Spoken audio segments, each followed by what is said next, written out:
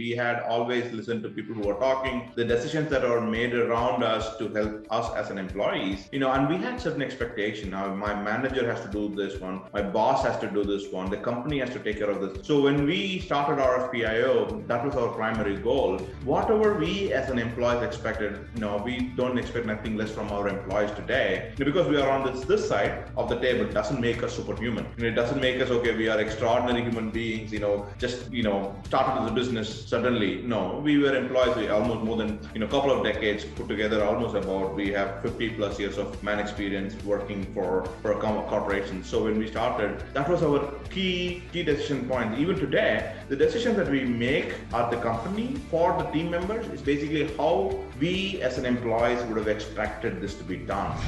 Welcome to Grow Think Tank. This is the one and only place where you will get insight from the founders and the CEOs of the fastest growing privately held companies. I am the host. My name is Gene Hammett. I help leaders and their teams navigate the defining moments of their growth. Are you ready to grow?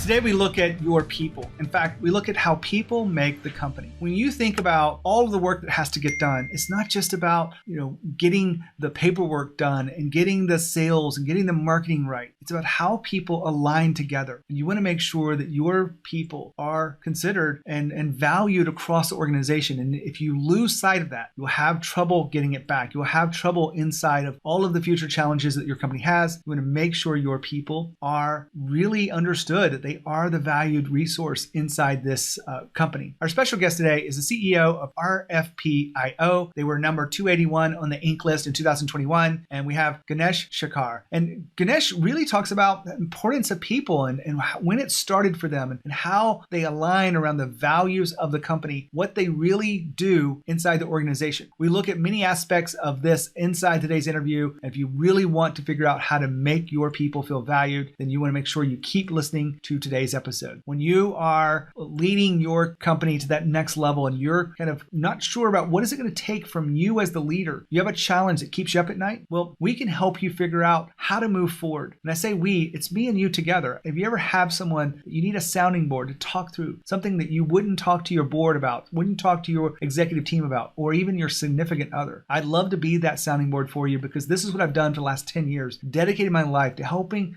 founders, CEOs, and their teams understand what's getting in the way of their own leadership, how they need to move forward. And usually it's something that is very fixable, very much attainable if you're coachable. If you have curiosity around what that is, make sure you reach out to me, Gene Hammett. I'd love to schedule a call with you to walk you through some of the tools I use and the questions to help you unlock this blind spot that you're living with. When you think about your own leadership, make sure you know that you're going to be the leader that your team deserves. Just go to genehammett.com and schedule your call. I'd love to talk to you today. Now, here's the interview with Ganesh. Ganesh, how are you? Pretty good, Gene. How are you? I am fantastic. Excited to have you on the podcast. Likewise, I'm pretty excited to be on the podcast. Thank you so much for the invitation. Well, I'm going to let you tell us a little bit about the company so that we can get started, and then we'll dive into the core theme of today's interview. Absolutely. Yeah, thanks. RFPIO is, a purpose-built software that helps companies to respond to RFPs. With our recent acquisition, now we are also on the other side of the spectrum. We help companies issue RFP. Also on the other side, the sales teams can respond to those RFPs that they receive.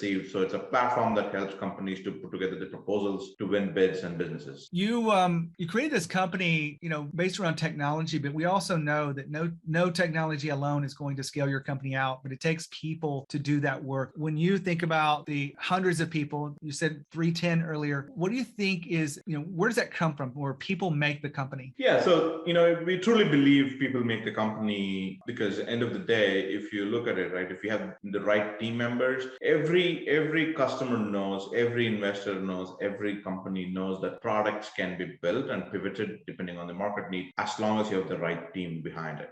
That's when we started. Even if you look at RFPIO, it started out of people who had mindset.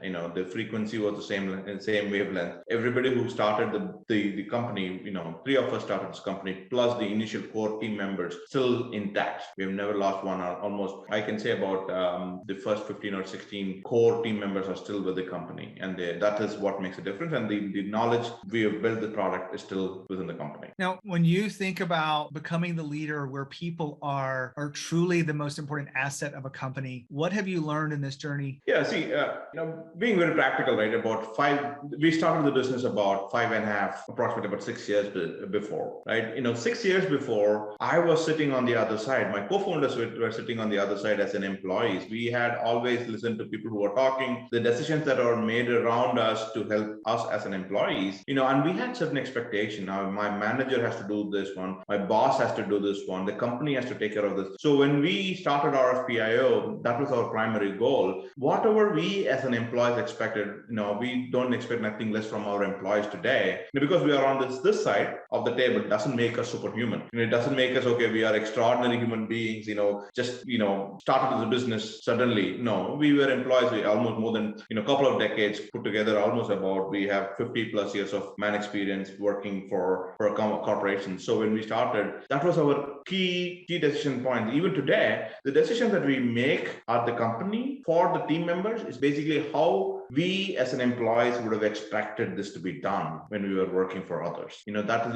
we make sure that the decision we make is applicable for majority of the employees today. So those are the values that, those are kind of things that we truly, take into consideration before we make any decision. That makes sense, because we are not superhumans. We were just there about 5.5 years before. Now that we're on the side doesn't make us superhuman, doesn't make us anything blind. It is exactly the same position, but it is, in a different capacity. You mentioned values inside there. I know that you put a lot of emphasis on the company core values. We don't need to go through them one by one, but I'm kind of curious, how did you create the values that you have today? I think it is important to go one by one. It's 5 values. I'll make it very quick. It will be, it is worth going through that.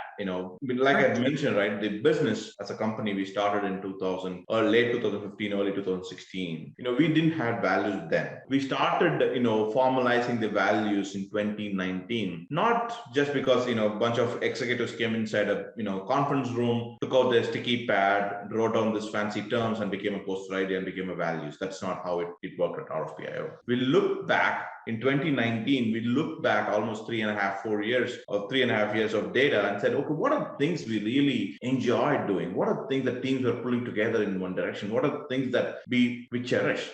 That's when we formed those values. If you look at our values, I'll walk you through one by one. There are 5 values called. These are not one single word values. These are not like that. These are phrases. The first value we say is GID, G-I-D. G-I-D stands for get it done. The attitude of getting it done has been very get go. We were not, a new solution, or we were not, a completely innovative product, solve a new problem. This RFP response problem was already there almost 25, 30 years. People were using some solution. So when we came out, we said, okay, we are going to do it right, get it done.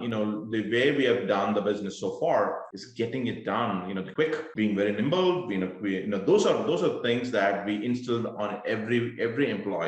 The second value, again, that kind of, adjacent to that, what we call as an S4. S4 stands for see something, say something. I'm sure you've heard of this term when you go into the airport and the PA announces that, hey, if you see an unattended bag, say it. That is the same culture that we have here. If any employee sees something, they have to say it, be it product, even as simple as if you walk into, pantry and you don't find enough tissue paper there, don't assume the office manager will take care. As a corporate citizen, you saw something, say it. The office manager can come back and say, no, you guys are wasting too much of paper. I'm not going to get it. That's their responsibility, but they will acknowledge. I cannot promise everything will be addressed, but we have promised there will be ears to listen to what they have to say. They ask for. Am I making sense, Gene, so far, the 2 values? Absolutely. The third value is GBT, give back time. Give every software company today, they're going to say, how are we going to giving, they're going to claim, and we're going to claim the same thing, giving back time. But how can we take this one step further? As an employer, as a manager, as a colleague, as peer, as friends, how can I give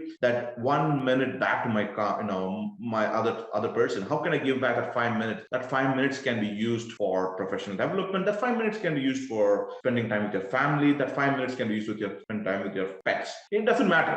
That is the time is given back. That's the third value. We take every measure, every meeting. We don't like to kill time. If you're wrapping up soon, just wrap up, just move on. Let's give back time to everybody on the meeting. So don't just don't use. That also has other implications. Don't overuse your power. Don't captivate. Don't feel like you have an authority to make people sit for 1 hour. Just move on. Those give back time. The fourth value is BAN. BAN stands for be agile and nimble. This company, this value actually came out of some of our customers. They literally said, this is one of the best companies that we have worked with because of the quickness in delivering what they were looking for. Be it a feature, be it, no software is perfect. Addressing bug was so quick, we still continue the same momentum. So the customer said, don't lose that agility. That kind of became our mantra, be agile and nimble, no matter how big we get into, no matter how wide we go into. So we are not going to miss that feature of being agile and nimble. Last but not the least, this is one of the most important values. We call it as DMC. DMC stands for don't mess with customer. No matter what, customer could be wrong, customer could be defensive. Just hear them out. Just keep it calm. There are 100 things the customers have to deal with it already. We should not be the 101st thing to deal with. We should not be a burden to the customer. So when we found out these things, these are the core values of RFPIO. Am I making sense, Gene? These are phrases, not single words. Absolutely. Yeah, that's all about RFPIO's core values. I want to ask you a question on this. I've heard the phrases before, and we've had conversations, and I do feel like phrases are better than single words. But you distinctly have these acronyms, the GID and the BAN, and was that intentional? It is intentional. Even if you look at our company, is RFPIO stands for request for proposal, input and output. So the company's whole idea was like a theme, and it kind of resonated. And it was not intentional. Initially, it was not intentional, but we started noticing these kind of became like an RFPIO's language. People know if you go talk to Get, if you go talk inside the company Get, they know exactly, okay, this is the language that I and my colleague can have. If you talk about S4, hey, I have an S4, people will absolutely understand. So it became like not like code language, but it became like an RFPIO language that people really enjoy. And of course we RFPIO itself is an acronym, right? We are a company of acronyms. Now Ganesh talked about phrases. They chose phrases over single words. I believe in phrases are a better way to articulate what you're trying to do. You may choose differently, but let me give you an example of what I was talking about with a client a few years ago. I remember we were looking at the values of the company and someone mentioned customer service, and we couldn't really come up with anything that really meant something. And we were talking about all of the different options inside of customer service, and nothing was really sticking. And someone said, and it wasn't the founder or anyone on the executive team, actually it was just someone on the front line that said customers for life. And everyone lit up. Everyone took a moment and said, yeah, that's it. That's what we're going for. That's who we are. We're creating a product that we have customers for life. And if they do that, they know that they're going to have a sustainable company and they're going to continue to grow. So think about that. You want to make sure your values have something that has an emotional attachment to it. Customers for life doesn't actually have the words customer service in it, but it does have the idea that they're striving for and what they're really working for as a company. I love this story and I love to share it with you so that you can use it inside your own values today. Back to Ganesh. I want to go a little bit deeper with these values. You talked about what they are, but how do you use them? If people are so important to the company, you're using them probably inside meetings, inside of hiring, inside of onboarding. What do you like most about the way you use the value? Think of this way, right? S4, let's take an example of it. S4. S4 stands for see something, say something, right?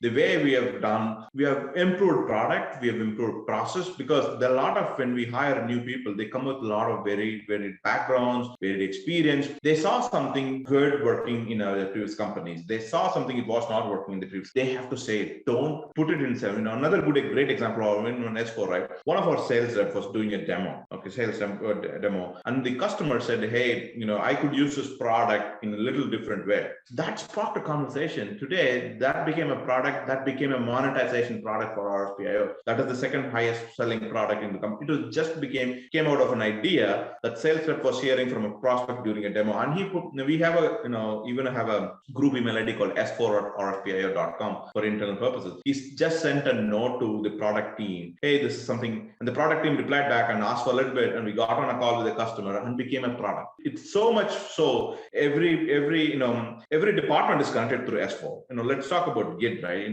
Git is get it done. We don't like to slack around things. Our contracts team, for example, we just came out of this end of quarter. September 30th was our end of quarter. You should have seen the craze and the hustle that the teams were doing. Amount of time we use #Git on our Slack channels. If you had seen how much time that term was mentioned, not just because of fancy term that they're throwing out the term, it's just because of the team that are able to finish the work. That is the mindset. Okay, it's okay to get wrong. It doesn't mean you have to be perfect.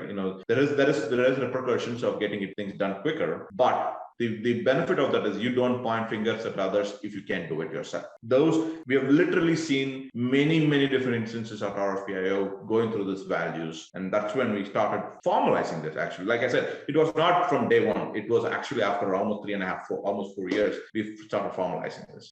When you think about your own journey as a leader of this company, you've probably been through some mistakes. Kind of curious, what can you look back on now and say, this was something I had to learn to be the leader I am today? People generally think, as you grow up your career, right? Leadership makes you, one, personally, you may think, okay, there's going to be expectation that as a leader, you should know everything. You should know everything. As a CEO, you know that, but not necessarily. I need to know everything. I'm as human as everybody else. Everyone else is growing in their career. I'm growing in my career as well. So it is okay to ask for help. It is okay to seek out, guidance. It's okay to have mentors. It's okay to, don't assume since you're the boss, don't feel embarrassed or don't feel shy of asking for help. I think that is one of the biggest learning that I personally felt. Okay, don't feel shy to ask for help if you don't, and don't feel at the same time, it is important to recognize talent, and also keep the other thing important lesson that I've learned is trust. Trust is a two-way street. Don't expect just one way. Don't expect your employees to trust you. Just you should trust your employees. So that's a two-way street. So those are that I as a leader and learn. And of course, other things that I've learned recently is about how should we be unbiased as leaders when we are giving opportunity to people. We should see somebody as a human being, not because of their color, not because of their race, not because of their experience, not because of their background. It is every human is human. So that we have to see that in an unconditional or unbiased lens rather than. So that is something, I'm learning every day. I'm coaching myself every day on these specs, but I'm not perfect in any way, I'm saying, but these are things that I'm cognitively taking steps to be better at every day. Ganesh just said, don't be shy to ask for help. A lot of founders have this block inside of who they are and their identity that they should have the answers, and they shouldn't have to go out into the marketplace to find the answers from someone else. And that maybe they can find it in a book, and maybe they can credit back some author that's famous and whatnot. But here's the reality, and I've lived this too. Sometimes it takes asking someone to have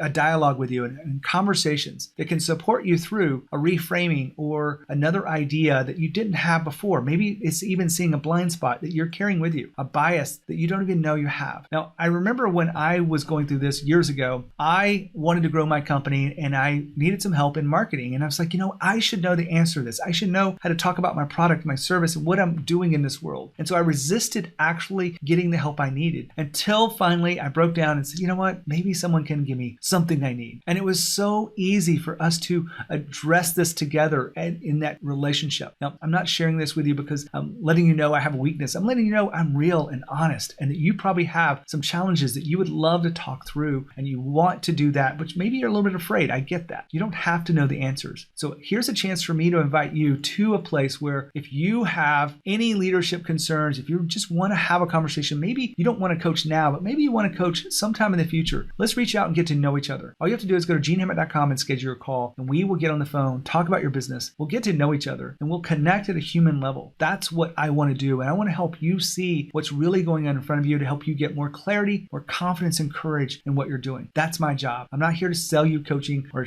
coaching program or anything like that, but I want to serve you to the next level. So if you're bold enough to do that, just go to genehammett.com and schedule a call today. Back to Ganesh. I tell you, I've had to deal with both of those myself, and I still do. There are many times where I think I should know the answers, so I move forward. I'm the executive coach, and I feel like, well, my clients are hiring me to know the answers. Well, that's not always true. When true coaching is not having the answers, it's being able to help a client see a different perspective sometimes, or reframe something that they're experiencing, even if you believe completely something different. I had this happen the other day, so appreciate you bringing that up, Ganesh. I want to ask you one more question. Now that we have a company that we're really putting people first, and people make the company, where do you take it from here? When you think about the culture of the people, what are the things you're focused on at your level right now? Yeah. So like I said, when myself and my co-founder started this company, one thing was very clear. We wanted to start a company where we feel liberated. There is no, boundaries for your innovation. There is no boundaries for your thoughts. So when we started the company, that was our core